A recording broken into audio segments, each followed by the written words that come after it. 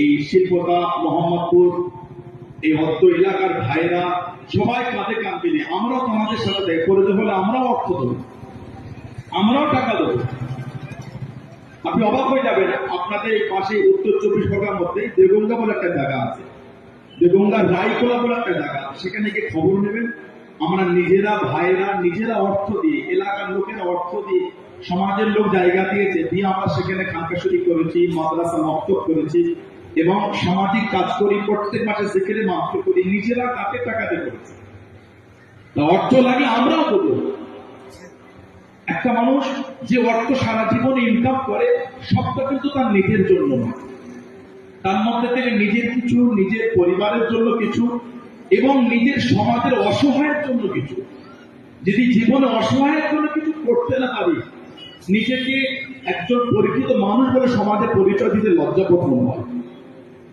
যতটুকু ইনকাম করে সবটা আমার না, আমার পাশের গরিব মানুষটা ভুকা ক্ষুধার্ত হয়ে আসে, তার মুখে যদি অন্ন তুলে দিতে পারে, অনেক আমার জীবনে আনন্দ। আজকে বলে আমাদের এখানে ধনী মানুষ আছে, সাবলীল মানুষ আছে, আমরা যারা অর্থশালী মানুষ, আমরা তো প্রত্যেকের আফতারির সময় অনেক কিছু ফল দিয়ে আফতারি করি সুন্দর করে, কিন্তু কোনোদিন কি ভেবেছি আমার পাশে ওই গমতির মধ্যে যে বাস করছে, একটা পলিথিন দিয়ে ঘিরে যে বাস করছে, যে ভ্যান চালাচ্ছে, রিক্সা চালাচ্ছে, মুঠেগিরি করছে, তার ইফতারের জন্য কি করেছে?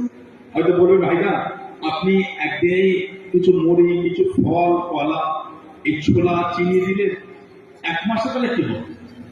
আমরা আঞ্জুমানে জামিয়াত ওলামা সংগঠনের কর্মীরা মিলে আমরা হয়তো 2 দিন 3 দিনে আফতারি দিলাম। সমাজে আরো ধনী আছে, আপনি আরো 2 দিনে দেন, সমাজে আরো ধনী আপনি 3 দিনে, সমাজে আর একটা সময় আপনি 5 দিনে দেন, আপনি 3 দিনে দেন। সবাই যদি আমরা এই চিন্তা নিতে পারি, তাহলে তো আমাদের গ্রামের অসহায় মানুষেরা সারা মাসের জন্য কোনো চিন্তা হবে না। সাধারণ ভাবে ভেবে দেখেন না, আমাদের একটু লজ্জা লাগে না? আমরা এত রকম ফল দিয়ে আফতারি করি, আর আমার পাশের গরিবটা সে একটা খাজুরির ইফতারি করছে, একটু শরবত করবে, চিনিও কেনার পয়সা নেই। এগুলোকে আমাদের ভাবাই না, এগুলোকে আমাদের দুঃখ পাই না। যদি আমরা এগুলো ভাবতে পারি, তাহলে আমরা মানুষ বলে পরিচয় দেবো কি করে সমাজে? তাই সেই চিন্তারে আমার এই মোহাম্মদপুর শিল্পতা আঞ্জুমান জামিয়াত ওলামা শাখা কমিটি, আমার এই যুবক ভাইরা সুন্দর উদ্যোগ, আমাদের প্রথম বছর এটা।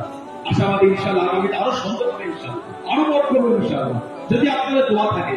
আর যারা আপনি কষ্ট করে এসে আমাদের এই প্রোগ্রামটাকে সাফল্য মণ্ডিত করার জন্য আপনারা এসেছেন, সমস্ত এই সম্মান আপনাদের।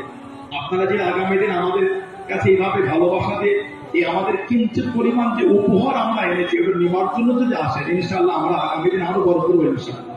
তাই আমি আর দীর্ঘায়ী করবো না। আমরা সময় বসে আছি, আপনারা রোদে বসে আছেন, কষ্ট হচ্ছে, সবাই রোজা রেখে আছি, সবাই কষ্ট করছি। আর